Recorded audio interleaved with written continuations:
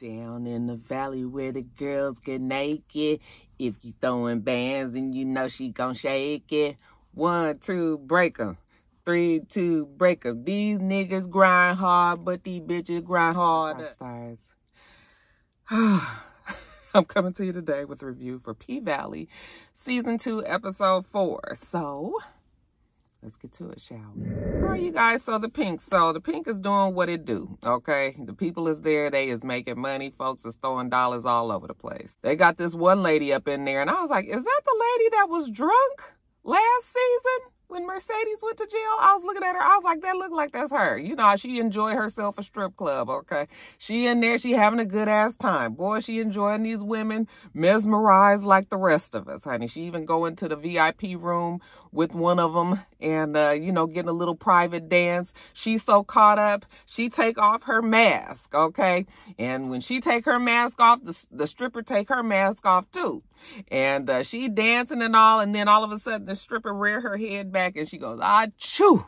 And they do that shit in slow motion. You get to see all the projectile spit and shit just fly in the lady's face. And the lady is like, okay, snapped her right out of that trance, right?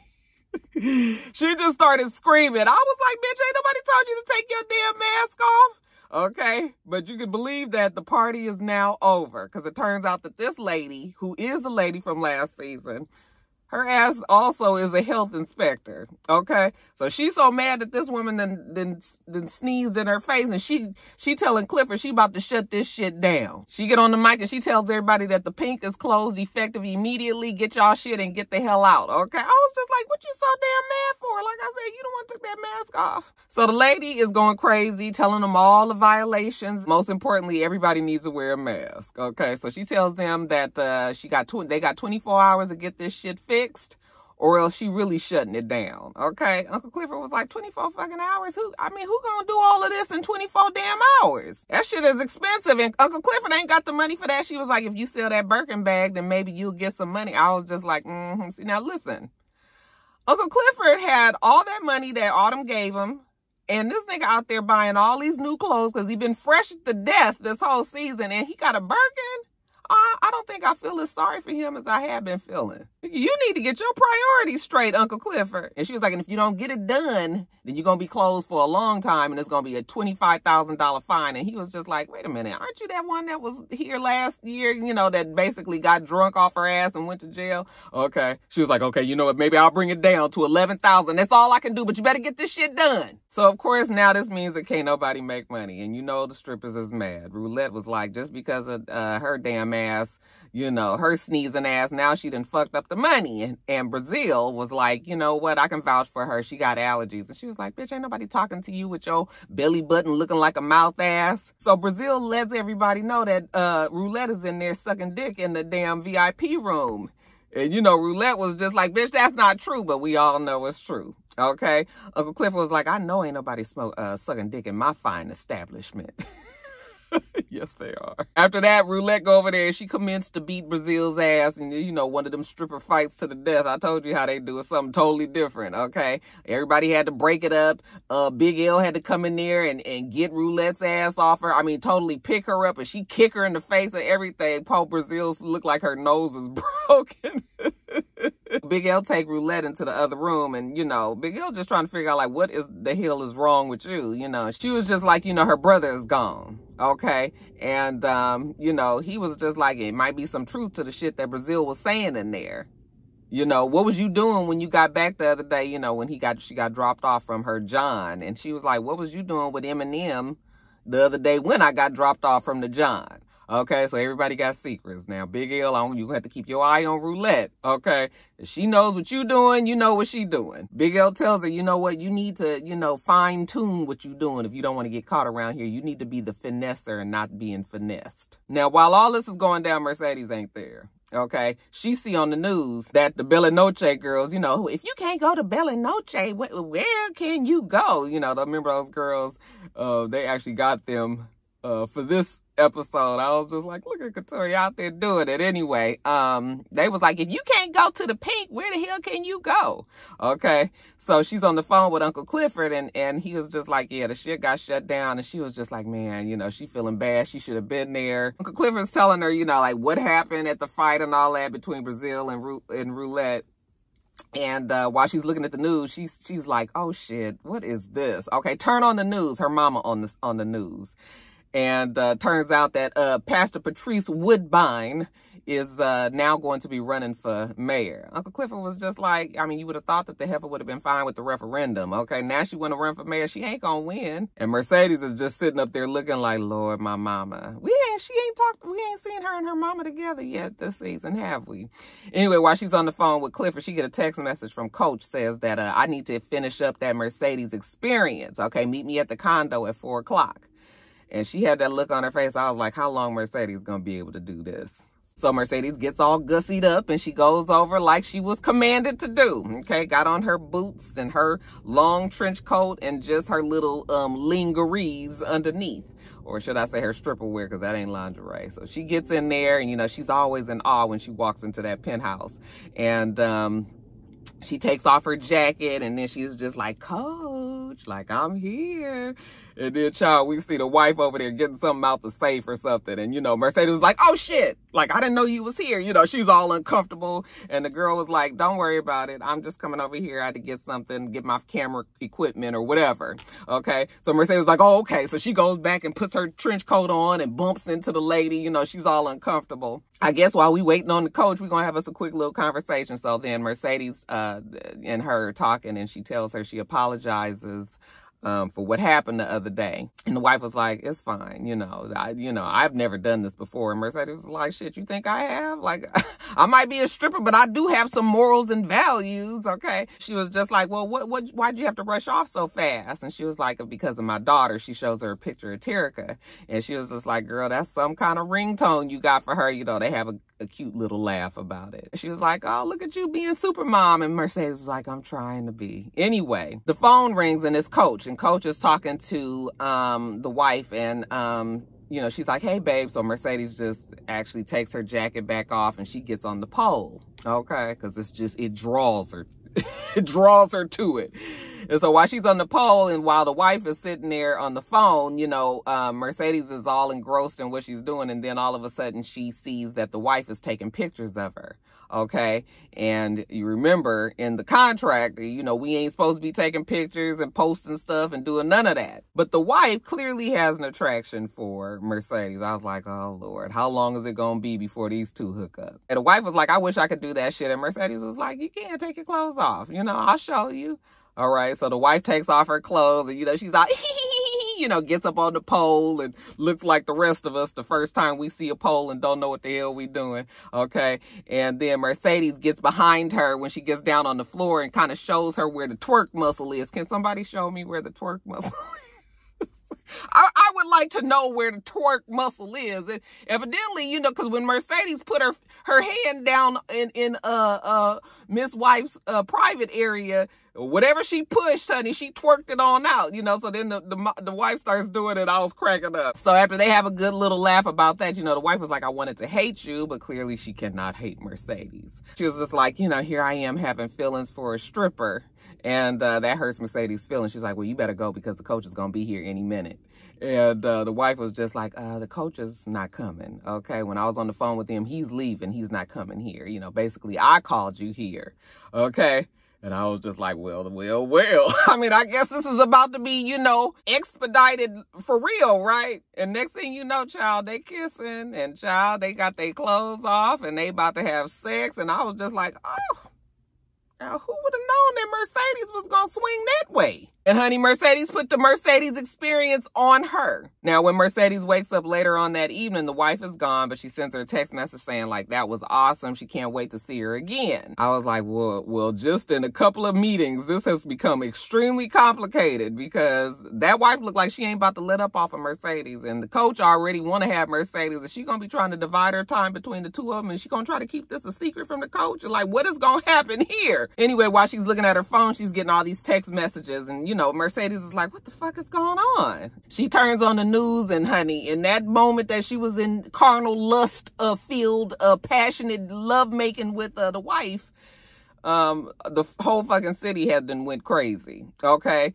And she gets a text message from Uncle Clifford saying, you know, all hands on deck. Everybody need to get to the pink, basically, because we got shit to do to fix around here. So Mercedes is like rushing, trying to get up and get out of there. And she looks over on the nightstand, and honey, the wife left her a bunch of stacks of money, and she just looks at that like, and again, I was just like, Mercedes, girl, how long you gonna be able to do that? Even though that little money over there got to help, girl. Go get your space and get these kids back to practicing. We'll worry about the coach and his wife later. Mississippi is on social media with that voice that she puts on anytime that she's on Instagram, right? And she's just like, hey, this Mississippi, my lashes. Make sure y'all come out to the Volcano Club, tonight. Child, I can't even do it. It's so annoying, right? And we see that Gidget is actually the one that's recording her. So her girl is down in town, obviously, and I guess she's gonna do a couple of legs of the tour with Mississippi and the rest of the boys. But honey, Mississippi is handling her business. She's definitely selling the fantasy, selling the dream. Murder's looking at them over there doing that recording. You know, Murder was like, Wody, where my deals at? And he was like, well, I can get you a lash deal, a hair deal if you want to. He was like, nigga, shut up. Mississippi shows Murder the fight at the Pink. And she was like, was it always this ghetto? Yes, it was always that ghetto, even when you were there with your ghetto ass. Anyway, she's happy that her bottom bitch is there, you know, and she about to ride with him, and we about to get back on this tour. Teak, security, yeah. He is a fucking time bomb, a ticking time bomb. He's over there on his phone. He's looking at social media, and then he tell Murder, like, come over here, look at this shit. Okay, so Murder go over there and look, and it was just like, it's the same old shit. Apparently, one of Teek's homeboys or friends, somebody that he know, got killed, shot and killed by the police, okay? So it's like all of this uproar, and of course, Teek just getting out of jail. First of all, you know where his mentality is at. All right. And we don't need a nigga like the Mississippi's manager or whatever he is. We don't really need him around when shit is tense like this. He come over there and he was like, oh shit, I wonder what he did. You know, Teek was like, why he had to do something. I was just like, you're going to have to separate Teek and this one here, because this is... it's bad news. And you know all Teek need is a reason to beat somebody's ass, especially that guy. What's his name, you guys? Anyway, they all pile up in the hearse. We back on the road. While they're on the road, they hear DJ Never Scared on the radio. And they was like, is that DJ Never Scared? Yep, it sure is. Okay. So they all excited, pumped up for their homeboy. They call him, and he was just like, I was trying to get you down here too, you know, so that you can make some money too, so you can blow up like me. And, you know, Wody was like, you know what, don't worry about it. We gonna be there. You know, we gonna get them beats to you. I guess there was the song that they was working on. I guess that's the one that DJ Never Scared was talking about. And so then, of course, A&R was just like, wait a minute, don't just be sending it. I hope you guys got a damn contract. And, you know, Wody was like, we got a relationship. We've been knowing DJ Never Scared for the longest. And, you know, old boy was just like, well, I didn't heard people say that kind of shit before. You got your publishing? Because next thing you know, this nigga gonna steal y'all fucking publishing, you know, because Murder was just like, yeah, what about my publishing? And Wody was like, we'll work all that out. I was just like, yeah, these homie hookups and, you know, the nigga handshake, and we ain't really got nothing on paper. I mean, old boy is an asshole, but he know what he's talking about. So they all talking, and they kind of excited for DJ Never Scared and everything. And Teek was like, can y'all shut the fuck up? I was just like, Teek can't stay. Who thought it was a good idea for him to come again? Something is either going to happen to him or something is going to happen to somebody else because of him. But it's going to be all bad. Trust me. Anyways, on the radio, they hear that Club Volcano is shut down because, I'm presuming because the person that ended up getting shot, and it's all this civil unrest. And, you know, of course, COVID on top of that, they tell everybody that, you know what, it's shut down. And old boy was just like, because a nigga got shot? Like, what the fuck is this? And you know, that's Teek's homeboy, so watch your fucking mouth, okay? And he was just like, you know, we ain't stopping. You know, we're gonna have a kickback basically at the suite, all right?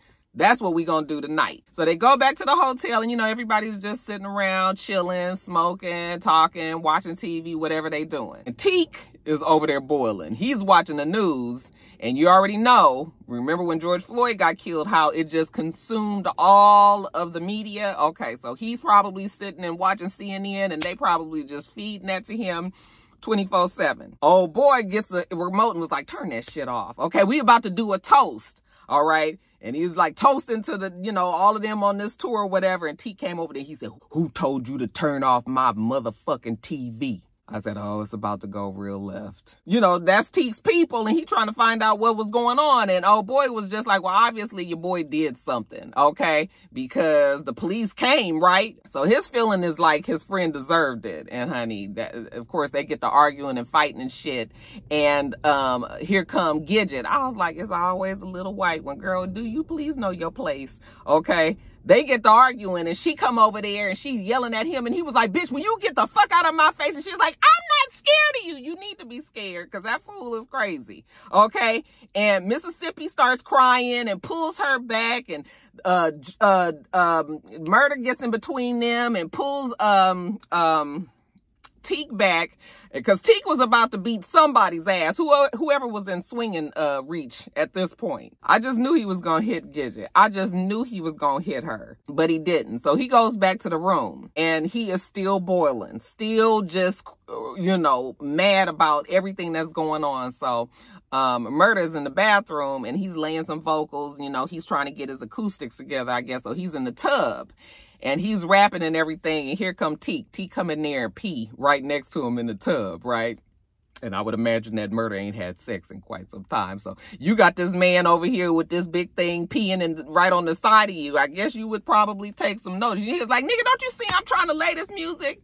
Okay. Yeah, but he had to pee. I was like, look at him. That's the equivalent of a woman scooching her booty up to, to her man in the bed when they sleeping. You know, you want to do it, but you don't want to be the one to initiate. So anyways, T go back out there. He watching the TV. Murder come out and was just like, stop watching that shit. Okay, that's the reason why you all, you know, stressed out. Anyway, Teek is just like, you know what? It don't matter what you are. Okay, you can be a rich nigga, a poor nigga. He tells us all the kind of niggas that you can be. It does not matter because you still a nigga. Okay, actually that was a very whoever wrote that was A1 writing, actually. But he tells Murder, you know what, you a different kind of nigga though. You a nigga that's gonna make it. But Teek want to disappear because he the nigga that ain't never gonna make nothing. So Murder goes to hug him, and you already know where this is about to go. Okay, he got that look on his face, and I was just like, Murder, don't do it. Don't do it. He is too unstable. Do not do this.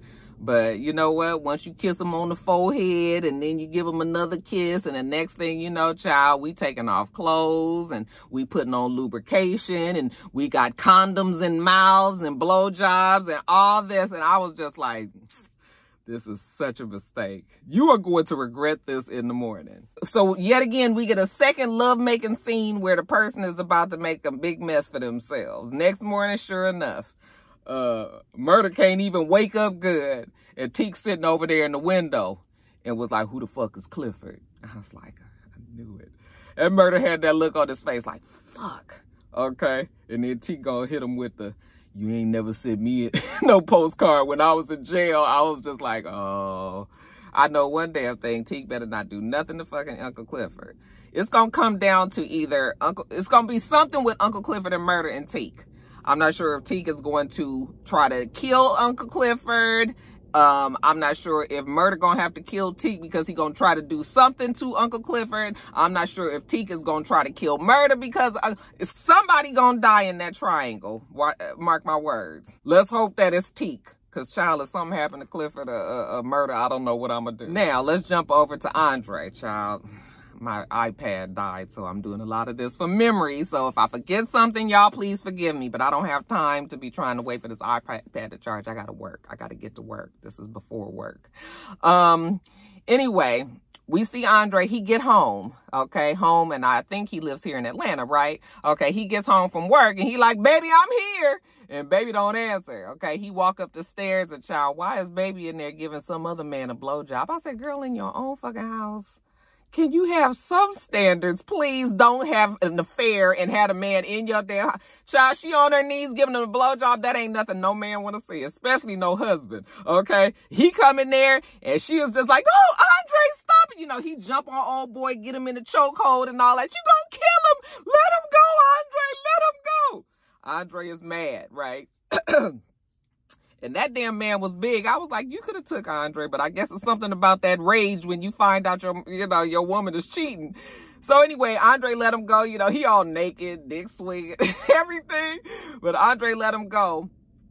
And he was just like, that's that motherfucking doctor from your job. Okay, that's the motherfucker that your mama wanted you to marry. She didn't want you to marry me because apparently Andre didn't have no money, okay? Now, I didn't think that Andre was all will-to-do last season, but they didn't make it seem like he was, hand-to-mouth like they make it seem this season. But I guess because of the pandemic, maybe, he ain't been working. Well, he hasn't been working. We know that. So I guess that's why he feeling pretty down on himself, Now he got to come in here and watch this shit. So, she's all just like, I'm so sorry, Andre. I'm so sorry. And he was just like, you should have married him. I mean, he can give you nice things. He can do things for you, shit that I can't do, like buy you a house. She was like, this is your house too. He's like, this shit ain't never been my house. Okay. Anyway, Andre, why are you home? Okay. The wife wasn't expecting you. He was like, I came home to ask my wife if I could run for the mayor of Chucalissa. And she, okay, all of that upset and I'm sorry goes away. She was like, ain't this about a bitch? So my daddy, he offers you a job and you don't take it, okay? Then you turn around and tell me that you want to be the fucking mayor in Chucalissa? Do you realize Chucalissa is not in Georgia? Okay? That is not a win. And he looked over at her and he was just like, well, I don't have anything to lose. And I was just like, well, I guess not.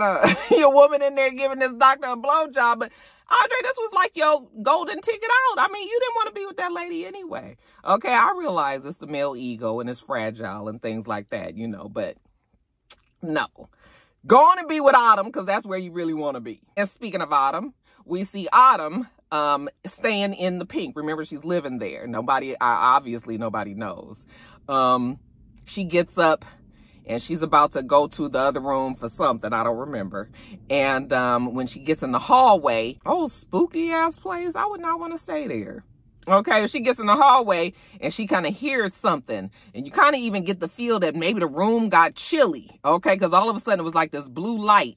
And she looks down the hall and you can kind of see the fedora, the hat of her boyfriend, Montavious. And I'm assuming that this is his spirit that's there that is spooking her, right? So she kind of looks down there and it almost looked like she's going to go that way. But then there's a knock at the door. Okay. And that snaps her out of her little trance. So she goes to the door and it's Corbin. All right. And long story short, Corbin is still trying to buy this damn pink from her. Now, the thing with Autumn is she is open to selling the pink. And really, truth be told, you guys, if I was really Autumn, if I sat down and thought about it, I'd probably sell that shit too. Okay? Because she don't have no tie to it like everybody else. Nothing emotional anyway. If she does, it's all bad. I mean, you got old boy in the fedora floating in the hallway. Okay? It's just bad memories there. Girl, sell your shit and go. Okay? But, of course, there's the issue that it's Uncle Clifford's and everybody else loves the place so much. But anyway, the man was just like, listen, bitch, I ain't going to be offering you. And she was just like, excuse me? All right, you better talk to me nicely. He tells her that he going to offer her this $1 million. That's the big dick offer, I guess he was giving. And she was just like, the fact that you upped it from 500,000 to $1 million tells me that there's so much more that you can do. Okay. And she goes back in and slams the door in his face. So as of now, the pink is still, not sold. Now later on that evening, Clifford takes the granny to the pink. And it's so funny that all this time I've been calling her the auntie and he clearly calls her grandmother. And I still had it locked in my mind that she was an auntie. You see how it works in my brain, you guys? Once I lock a name in for you, that's what it is. That's why all these other people on all these reality shows and shit that I've created different names for, I can't even remember what their real name is. Anyways, he takes grandmother there And he tells her to go find a seat inside the Pink, you know, get herself comfortable. And then he, you know, we got to get the Pink back up, right? All hands on deck, right? Well, Big L was just like, I got something for you. Okay, this big 18-wheeler pull up. And when they open the back, there's all these Africans in the back with all of these supplies and shit. And, you know, Uncle Clifford was like, well, where you get them from? Wakanda? Sure. Next thing you know, they taking all of this shit off of the truck, and damn it, they about to fix the Pink. Don't you worry about it. Big L to the rescue. So anyway, while Uncle Clifford is seeing them, you know, into the building or whatever, old girl, the one who was responsible for the shit getting shut down in the first place, she come over there, and Uncle Clifford was like, I told your ass, don't bring your ass around here again. Like, you already caused enough problems. She was like, I got something for you. Okay. And, he go walk around the corner, and it's all the rest of the strippers, and then there's Diamond as well. Uncle Clifford was like, oh, you said that you was never coming back around here again. And Diamond was like, well, I'm still on the group text, and I see that you guys, you know, y'all probably need a hand around here. Shit is a little crazy. Okay, so Diamond is back. They go inside, and that damn grandmother's in there flirting with one of the Africans. She was like, your name must be T'Challa. I was cracking up. Well, the strippers, they all excited that Diamond is back, you know, and of course it's like all this myth and legend. They don't know exactly what's the true story and not, but in all of what they heard about Diamond, one of them did have it right. The fact that Mississippi and had been pulled a gun on him because Diamond and her white boyfriend was in a fight. Murder night was a night to remember. Now, Diamond, you know, while he helping out around the Pink or whatever, he goes into the room where it all went down when Montavious got killed. You know, they done painted that room red now. That shit look like hell, I keep telling y'all. So he in the hell room, and he's walking, and all of a sudden there's like some liquid or something on the floor, and out of the liquid you kind of see a hand. But again, it's like kind of in the shadows. It's murky. You can't really tell. But, you know, you see a hand like kind of coming out of the damn liquid. And I was like, Diamond, you better get your hoodoo together, because it's about to happen up in here, you know. But then Big L walked in, and he was just like, oh, shit. He was like, are you all right? And Diamond was like, yeah, it's just I ain't been here since, you know, everything happened. I was like, if a motherfucker turn a light on around here, maybe you wouldn't be so goddamn scared everywhere. Maybe these spirits would go some fucking where. They can hide in the shadows. Turn some damn lights on. Shit. In the other room, they watching the news, of course, and the mayor has brought upon the city a curfew. It starts at 8 o'clock, and one of the strippers was like, fuck, that's in a couple of minutes. And Uncle Clifford was like, don't y'all worry about it. Everybody can stay her. And Autumn was like, no, everybody need to leave because this her pad. All right. But Uncle Clifford was like, it's enough rooms around here, Mercedes rooms, the dressing rooms, you know, all the different rooms. Everybody just get comfortable. You know, you ain't got to go nowhere. They already got food there. It's a whole bunch of food because they eating. So just get comfortable. Anyways, on the news, we see Pastor Woodbine. Okay, she trying to rally up the troops, you know, the people of Chuckalisa, tell them, you know what, to stay home with their family tonight, you know, and stay prayerful. And I guess tomorrow they gonna, you know, regather and get back out on them streets again. So Roulette is watching them on the news, watching her on the news, and she's getting emotional. Okay. And her eyes fill up with tears, and then she kind of rush out. I was like, well, what did happen? I thought maybe she saw somebody on TV she knew or something. Clifford sees Andre, who happens to be there. I was like, just like I said, you up here fighting your wife's lover, and when you should have just been in Chuckalisa to begin with. You know, that's where you want to be. Clifford was like, you look like somebody that just caught their wife cheating. And he was like, I am. Now, Roulette running out and crying. Well, we find out when Eminem, you know, the white truck driver, when he goes in there, he's checking up on her, and she was just like, you know what, this shit is just too much. It reminds her of her brother when he got shot and killed by the white policeman, and she's telling him, like, y'all get away with shit all the time. Okay, but yeah, she still ain't dealt with it, and then now this on top of it is just too triggering for her. So poor little Roulette is still, you know, and she looked better in this episode because she didn't have that black ass lipstick on, so I actually was able to tolerate her. But anyway, back to Diamond. So Diamond and Big L are outside and they talking, okay, and Diamond's telling Big L, like, you might want to find another gig because he don't think that the Pink is gonna survive the pandemic. And Big L was like, oh, no. We're not doing that because the Pink is going to be just fine. Because remember, Big L know he got the drugs coming in. Okay, but he don't tell Diamond that, but he tell Diamond that he going to need him to be there for the shit that's about to happen. So he needs to be there. The Pink is going to be fine. Okay. While Diamond is talking to Big L, you know, he looked down the street and we see Big Bone. She's standing on, she's over there smoking and standing next to her. What do they call them things? Vipers or whatever. And Diamond walked down there and, you know, it was all that whole little, you know, hey, big fella, like, you know, who are you? Like, you know, I'm the big sexy one here. You know, all the girls inside, they just going crazy about you. You know, is it all true? Is it all fake? You know, she don't worry about it because she about that action. Okay, they talking, she doing. All right, she ain't worried about this fucking curfew. She about to get out on this road on her bike. You know what you want to ride? And Diamond looking at her like, yeah, he want to ride a few things. Because, honey, she going to break this curfew all night long. I was like, ooh, look at y'all. Cute that they really are a couple in real life. Meanwhile, inside the Pink, you know, the girls is trying to figure out where they're going to sleep, you know, and they go into one of the rooms and they find the African, you know, he trying to find something. They don't know. He all gesturing to them and they try to play charades. And one of the girls was like, he's saying he got to go to the bathroom. Okay. So Uncle Clifford was like, down the hall behind the DJ booth. Okay. Down the hall behind the DJ booth. Why people be yelling when they think that somebody don't speak their language? You yelling ain't helping them. So Uncle Clifford tells them, you know, y'all get comfortable here. And they look over and they say, it look like somebody already has. And he sees like a blanket, a pillow, and like a little teacup and saucer. And Uncle Clifford just looks at it like, what is this? Well, that's Autumn's little spot, okay, that you guys are all infringing on. Speaking of Autumn, we see Autumn, she's in the room with Andre. And long story short, she's telling Andre that she's still open to selling the Pink. Well, Uncle Clifford is listening and Mercedes just gets there. And, you know, she want to bust in there and beat her ass. And Uncle Clifford's like, no, just wait. Okay. So, yeah, she's saying that she's open to selling. And they just basically ain't gave her the right amount yet. And Andre couldn't really believe that she was ready to sell. And she was just like, I'm a businesswoman, honey. Uncle Clifford can't take it no more. He busted there and he was just like, yeah, you a businesswoman. I got your business, bitch. And so they get to arguing and all the girls come in there and they just like, what's going on? What's going on? And Uncle Clifford was like, this bitch is trying to sell the Pink.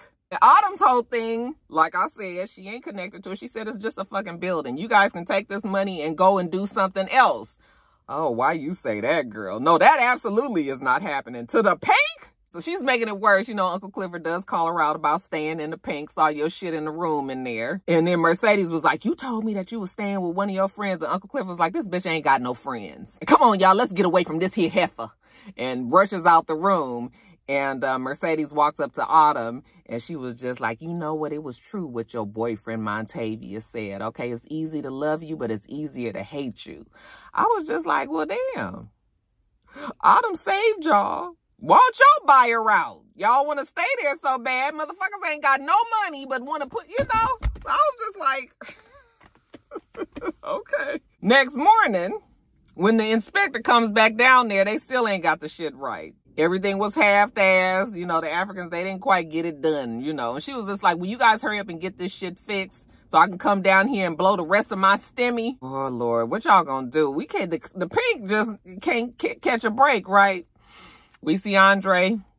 He gets home to his goddaddy's house and everybody is moving shit out, okay? And apparently, goddaddy then left the house to him. All right, so this is his place. He gets on the phone. He called Corbin. He says, Corbin, I want you to come over to my campaign headquarters. So I guess he is running for the mayor of Chucalissa. And then we see the crew all in the hearse. And they listening to the radio. And the radio host is just talking about how it feels like it's, you know, some bad times in Mississippi, how everybody is raging everywhere. You know, they want people to stay safe, but it definitely feels like a reckoning, okay? At least in that hearse, you can feel that reckoning happening, right? I said, Tika's gonna be a problem. Oh boy is a problem. Mississippi still trying to figure out her shit with Derek. Murdered and found himself in a love triangle. It's all about to be bad. This was a good episode. All right, you guys, let me get on off of here. I still have to do Real Housewives of Atlanta. I don't even know if I have enough time Maybe if I can squeeze it out fast because I got I got about 28 minutes to get in before work starts. So anyway, you guys, make sure that you rate, comment, and subscribe to the channel. I'm itsrox. The channel is itsrox. Everything else I do will be in the bottom bar. Let me just say that I don't think that I'm doing the Chi. It's just too many shows for me to do on Sunday. Between Saturday and Sunday, there are 5 shows.